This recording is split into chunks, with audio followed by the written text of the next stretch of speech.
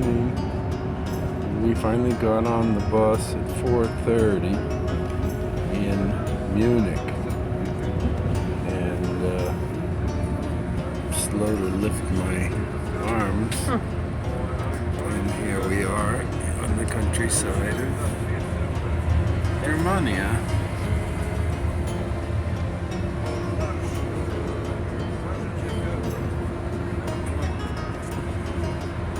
Just came through Nuremberg, where Olga's trials have just begun.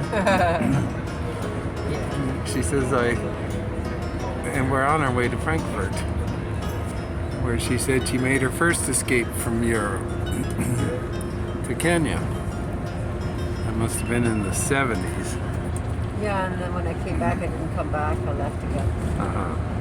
So it wasn't so much the escape, it's just she knew it wasn't going to hold her the rest of her life.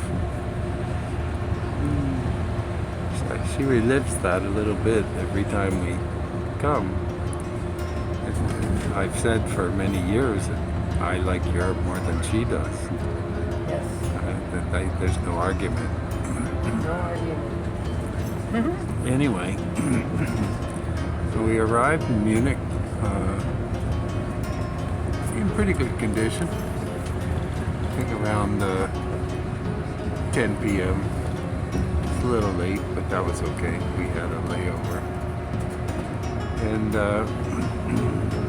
the restaurants closed as we walked in the door. And then the terminal itself closed. We were out on the street. And it's cold. And it's Very early spring and in Germany, and it was chilly.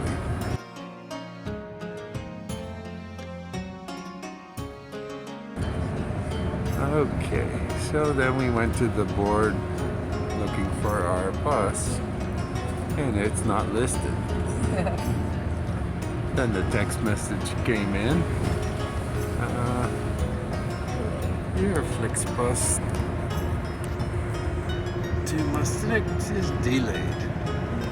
10 to 20 minutes, it said.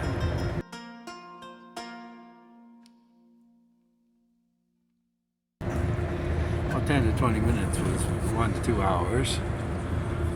And we walked a couple blocks outside the terminal looking for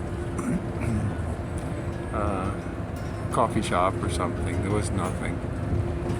So we came back in. The only shelter we could find was inside the 3 meter square of an ATM machine. And I think at one point there were 6 of us huddled in there.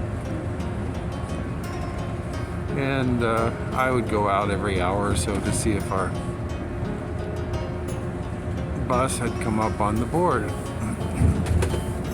Even the Flixbus bus drivers had never heard of this bus, so time passed like in a Disney movie, and they said our bus would now come at 3:45 instead of 2 a.m. Red eye. It didn't come. The next text message: your bus is delayed 10 to 20 minutes. At 4:20, the bus pulled in, and several people were very happy. We climbed on board, and Olga was out cold in 10 minutes. Yeah, I'm out warm in 10 minutes. And now we've gotten up. We've actually had a stop at a rest area on the highway. You can see it's forests and farmland, but it was raining most of the time. It's trying to clear up now, and we go on with the day. We're due to arrive on the Holland side. I think 2 o'clock.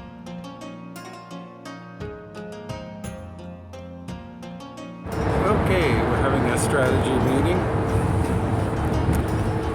We're on our way. We're getting a little comfortable with that. And the curveball is when we arrive in Holland, it is King's Day. And the king and his wife and children are coming to the town where we are going. And they are arriving at the time we are arriving. And all the town is closed down. And they'll be walking about having a grand celebration. Yeah, it'll be fun. Wonderful. So our friend cannot come and collect us at the station. So she sent us a map and we will have an adventure. And we will come out of the station, cross the river, go by the old buildings. Maastricht is a beautiful city. We will veer off just a little bit and go downtown Maastricht, which is wonderful. And that's where all the festivities are. And by veering off, you mean coffee and I mean bread, coffee, right? and not just that. People will be selling things all over the streets for peanuts. I mean, you know, and it's a great party. It's a great celebration, and we've actually been to King's Day in Holland for several years. It just so happens that our timing is always King's Day, and we enjoy this thing. It's fun, and everything is orange. So yeah. Looking up, blessings and blessings in disguise. Yes. Pleasant journeys.